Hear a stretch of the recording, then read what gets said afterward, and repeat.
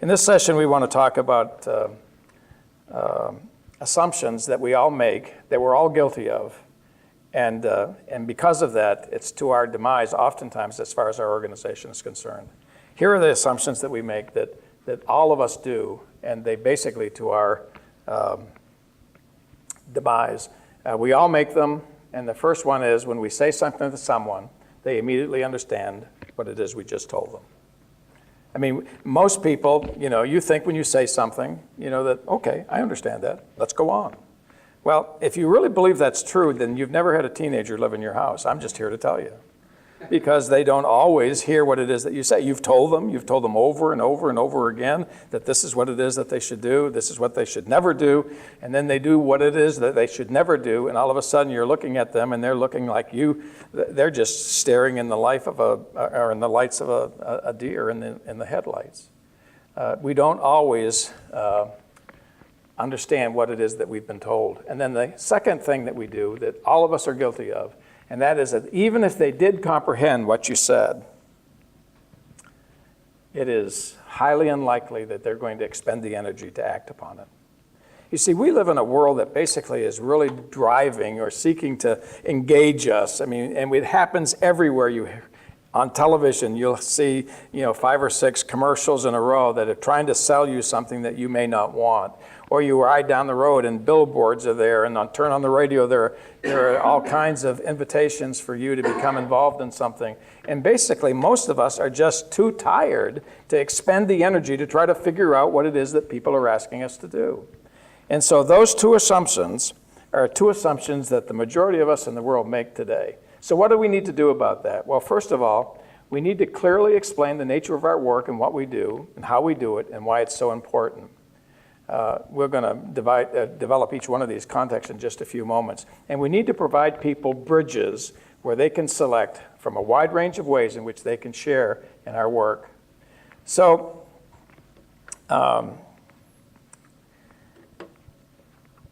what we need to do is engage people in ways that are comfortable to them. Let's go on and talk about some of these things. This is one thing that you might be able to do, provide a means or a card where they can make a commitment, the emotional component of what it is that you're doing. Now let me just stop here for a moment and try to encourage you to think about an image, because most of us can relate to an image, and if you're taking notes or whatever, I'd like to suggest that you do something. The first thing I'd like you to suggest that you do is create a little ocean on a sheet of paper. Just make something that looks like water. And in that diagram, just write the words sea of prospects. In other words, this is a sea that's filled with prospects. That prospects, might represent potential donors. It might include volunteers, prayer partners, all the things that people can do to support us. They're there in the sea of prospects, and they're there in large quantities. I grew up in Maine, and I remember as a child, my grandfather was a fisherman, and in the wintertime, he'd go out far out into the sea, relatively speaking, at least 15 or 20 miles out from where we lived on the ocean. And he'd stay there for 5 or 6 days, sometimes a week or two, until they filled the fish, or filled the vessel with fish in its lower areas. And I don't know how my grandmother ever knew when my grandfather was going to get there, because they didn't have radios. This was back in the 40s, and I was just 4 or 5 years old. But my grandmother always knew when my grandfather was coming back. And I suspect it was because there were a lot of fishermen out there at the same time, and they were kind of talking across the water, and then finally someone would come up and say, okay, tell Mildred I'm going to be back on Thursday. Well, anyway, my grandmother knew that he was going to be back on Thursday, and I'd be right at the pier, waiting for my grandfather to come around the headlight into the pier, or the little bay area where we lived, in a place called Cape Porpoise, Maine. Isn't that kind of an interesting name? Cape Porpoise. And he would chug along up to the side of the pier, and then they'd begin to open up the hold of the boat. And you'd look down into the hold, and I thought there were at least 17 million fish in there. I suspect when you're 6 years old, it was just a lot of fish. But my grandfather told me, he says, you can't even begin to believe, how many fish there are in the ocean. And it left a memory with me that I've never forgotten. And I think, in the world of development, we need to understand that all the resources that we need in order to be able to do what it is that God's called us, God has given to them or has available to them. He owns the cattle on 1,000 hills and the wealth in every land. And the realities are we should never lack for what it is that we need in order to be able to grow our organization. Now, if you're drawing on that little sheet of paper again, put a little hill on the, we're kind of call that an island, all right? And that island, is essentially and on top of that island, just draw a little stick house, okay? So a little house on the island in the middle of the Sea of Prospects. Okay, so the house has some windows, put a couple of windows in it, give it a door, give it a front porch, okay? And let that house remind you that this is like your organization. You're all here today because you love what it is that you do. I suspect that most of you here that are in ministry, you could do a lot of other things that probably would generate a whole lot more income than what you're making now, but you continue to do what it is that you do because you really believe in what it is that you're involved in. And you're willing to sacrifice just about anything in order to be able to help the organization of which you're a part succeed so that the people that are in there can really achieve their full fulfillment in God. And so, it's a great thing what's inside your house, but the realities are the people that are down in the Sea of Prospects, most of them don't even know that you exist. And some of them kind of know that you exist because they drove by your offices one day and they saw a sign. They said, oh, okay, I think that must be a cult, or it must be something. They don't know exactly what you are, but they're kind of drawing their own conclusions, and people do that all the time. Or, some of these people, just don't even know that you exist whatsoever. And sometimes, that's oftentimes the case. You can talk about your organization and as passionate as you are about it, oftentimes people just don't even hear, they don't even listen, they don't really know, and they don't really care.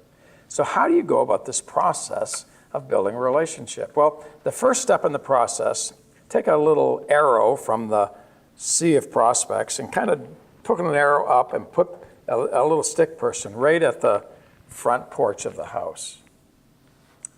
Now, those are the invitation opportunities that you have in bringing people to you, and it happens all the time for you. Let's say that you're going to have a concert. Balaz is involved in a lot of musical ministries in Hungary, and there'll be people that will come to that particular event or events that basically he hosts. And so all these people come out of the Sea of Prospects. They kind of walk right up to the front door. They stand there, and Balaz opens the door and says, well, listen, welcome, come in. Let me show you what it is that happens. And they kind of stand at the front door, and they're kind of looking in and peeking in, and they're thinking, well, this is, and they're kind of evaluating the organization on the basis of what it is they see. Oh boy, these guys are really talented, so they're checking that off. And boy, the nature of their ministry, music is really focused on something that's more substantive than what it is that I've ever heard before. And so they're kind of taking mental notes.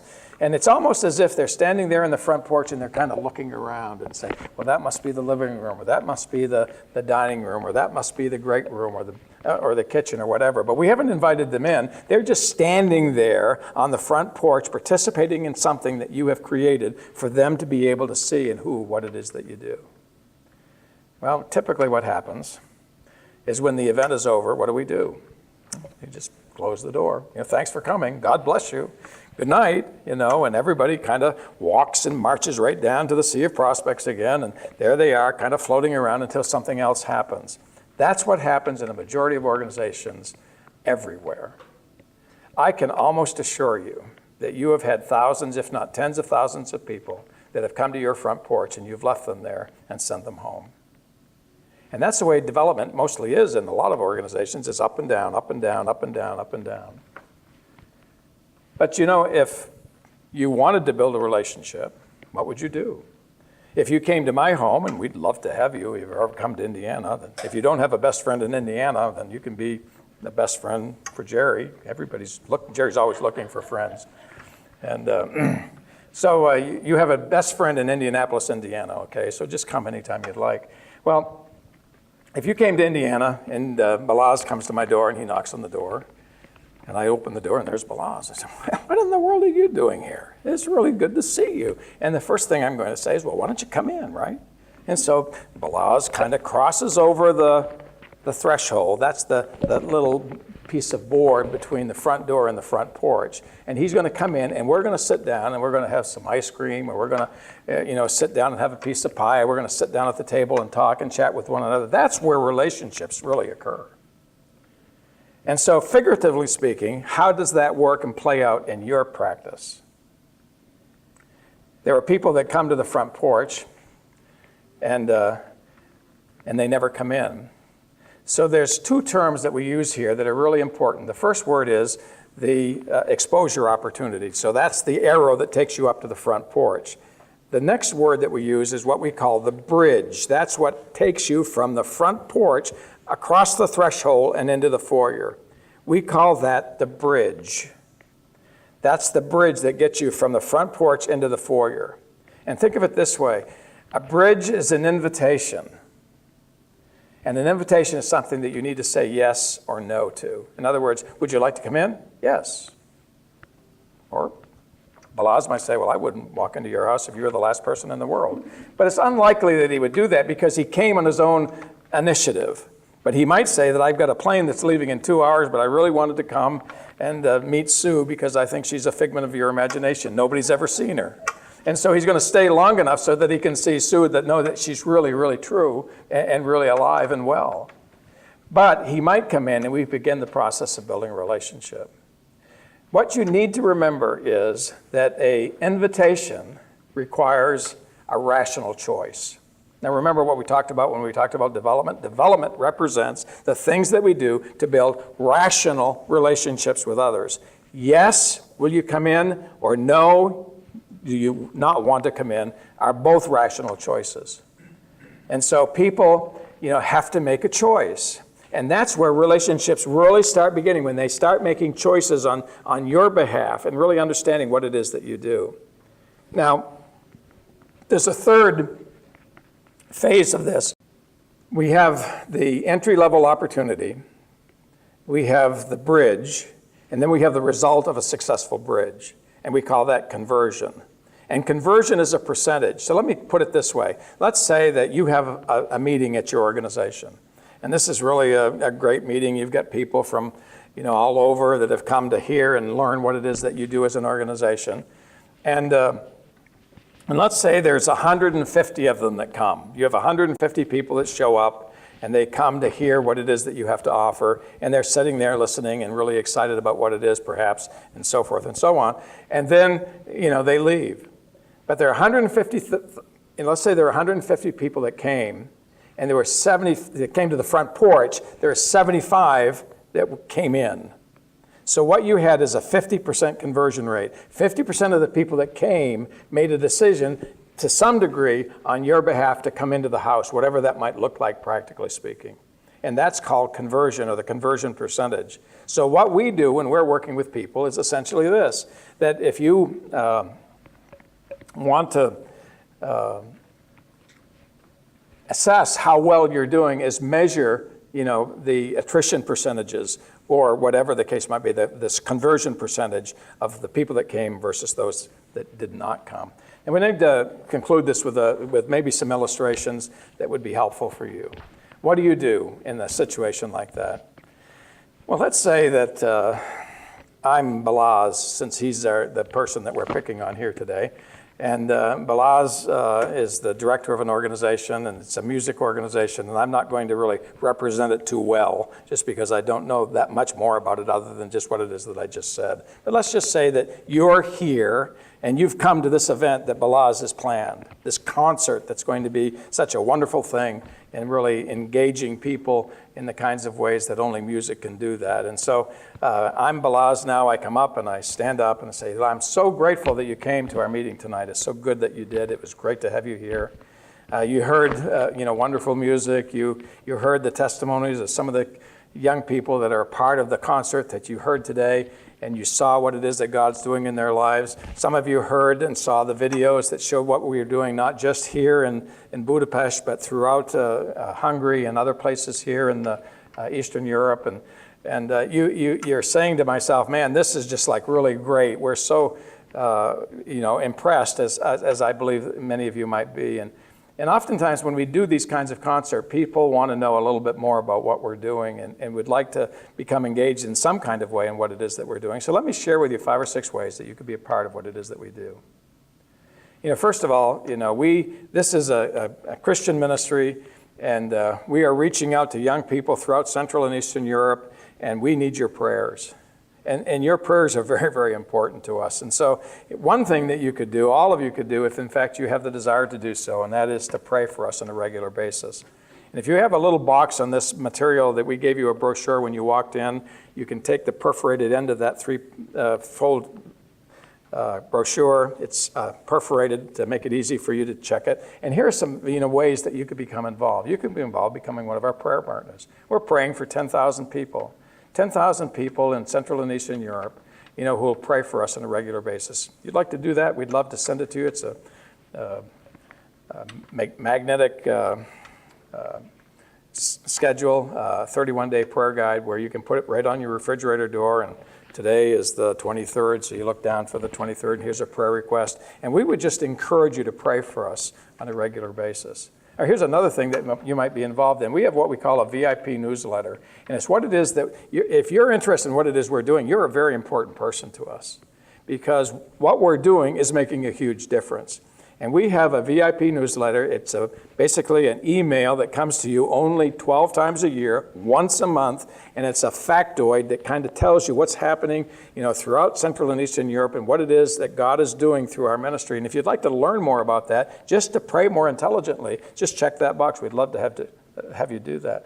Also, we have a newsletter that comes out. It's via email. If you'd like it, it's free. Just check that. It comes on a monthly basis. And anecdotally, it tells the story of people who've basically been blessed and impacted by our ministry. So if you'd like to get that, we'd love to send it to you.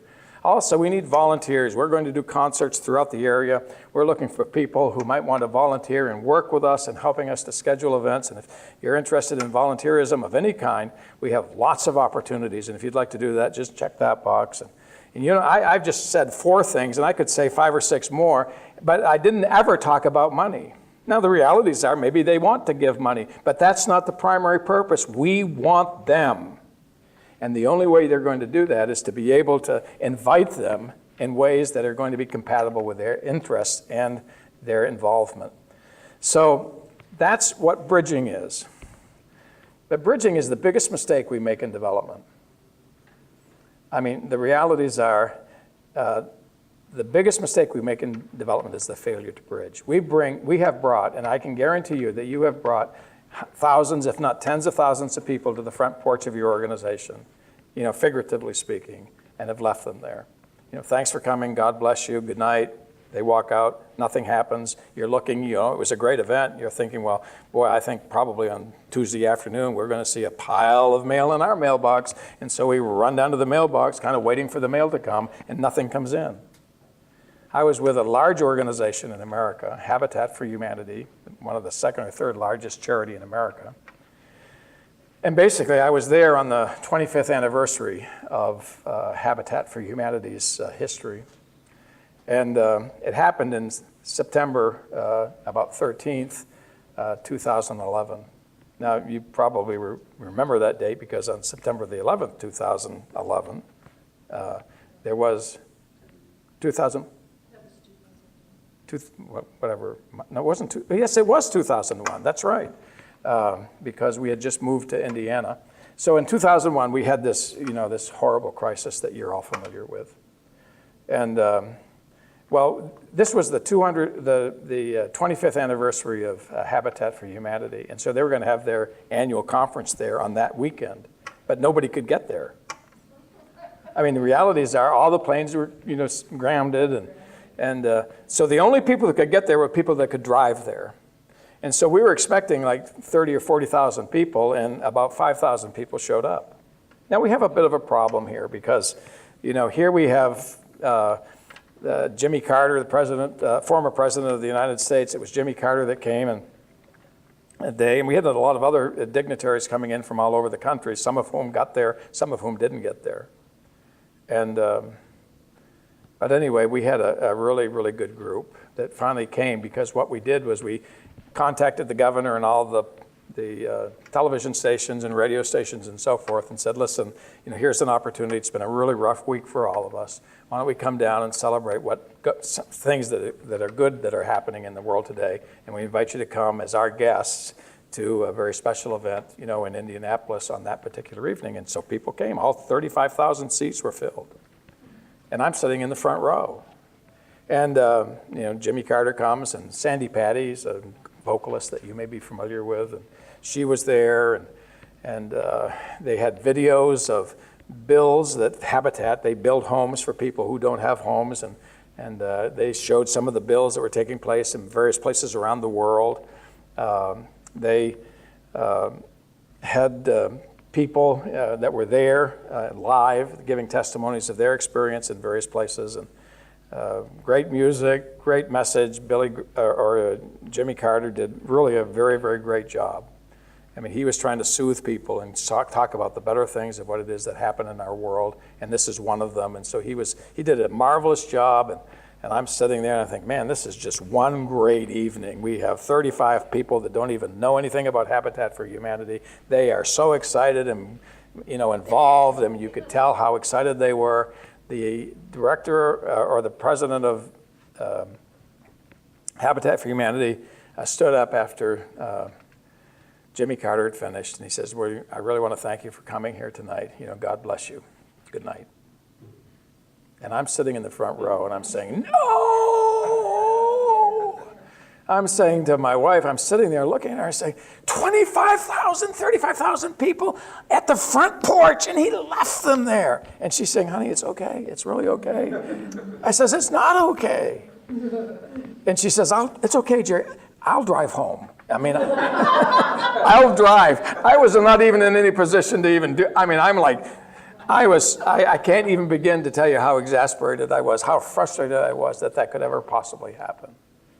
Well, Sue drives home because I wasn't in any position to do that. I was so aggravated. And that we get into the house, and it's around, 11 o'clock at night, so we turn on the 11 o'clock news.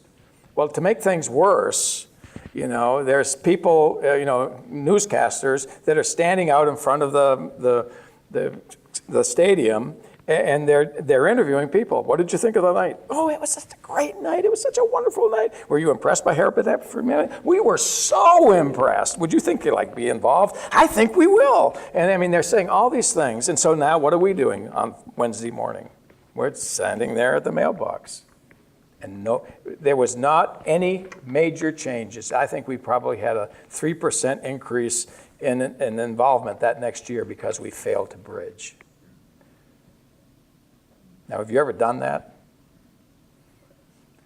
I think, most of you can say, we've done that a lot. We've not bridged, and we've lost opportunity. And that's something that you can't do. You just can't do that if you're going to grow an organization. And so, my challenge to you is to bridge. And let me just say something, if those of you that are pastors are notoriously bad bridgers. I'm sorry, but my pastor doesn't always bridge really well. He preaches a great sermon, and it's a wonderful sermon, and there's all kinds of applications that probably are relevant to me and my family and my children and grandchildren, but he never talks about those. And yet when you walk out the door, you're shaking hands with the pastor, and you're saying, oh man, that was just a great message, Pastor. That was just about the greatest message I've ever heard on holiness. In fact, I think it was so great that, I just think you are the best thing ever. And so he walks into his office and he looks at his schedule and he says, okay, 2018. Okay, I don't need to preach on holiness until 2024. They already got holiness. Well, you're thinking, I'm not sure that anybody got it. They heard it, but how could you make a difference in that conversation? Maybe by just saying something like at the end of the message, let me tell you something that might happen to you this week that's going to affect your attitude about holiness. Some of you are going to be riding down the freeway, And somebody's going to come running by. They're going to blink their lights first. Then they're going to toot their horn. And when they go back, they're going to let you know that they're number one or you're number one. And you're going to say, what in the world? Or you're going to stand in a coffee line in your office and somebody's going to say something that's rotten or nasty or whatever the case might be. What are you going to do about that? Or if something happens in your home or one of your children do something, how are you going to deal with that in an attitude of holiness? And then basically give 5 or 6 things that basically are going to be triggers that sometime during this week, I am going to be tested in relationship to my holiness. But we need to bridge. We need to make a connection between what it is that we know and what it is that basically is going to how it's going to impact our lives. I just think that, I watch always, and by the way, you can do this. I have a great illustration of this because I was in church on a Sunday, and a lady was actually telling me this. I wasn't there, but the lady was telling me this because she had come to one of these seminars, and she'd learned all about bridging. She was just really up on bridging. She was just, and she went to church that Sunday, and they had a missionary speaker, and this guy was like out of Irian Jaya or Papua New Guinea. Some really remote place in the world. He was out there serving, and he's telling us stories, and you see his kids and his pictures and dugout canoes and all those kinds of things, and here they are talking to and it's just, and this lady was just unbelievably moved by it. She was ready to sell one of her children to support this guy. He was so committed. He was just like seriously awesome. And after it was over, the pastor said, well, we thank our brother for coming here today. Thank you, brother. And it's really great to have you here. All right, let's pray and send everybody home. Well, she's in the car at home. They're driving home. And she's obviously agitated. And her husband, he says, what is wrong with you? He says, I just don't believe it. I can't believe it. He brought all those people to the front porch. He never invited them in. She said, what are you talking about? Oh, she says, you don't understand that. And then she begins to say, and she mentions my name. And she says, I was just with Jerry, and I said, you gotta bridge. And then finally he hands her the phone. He says, call Jerry. He cares.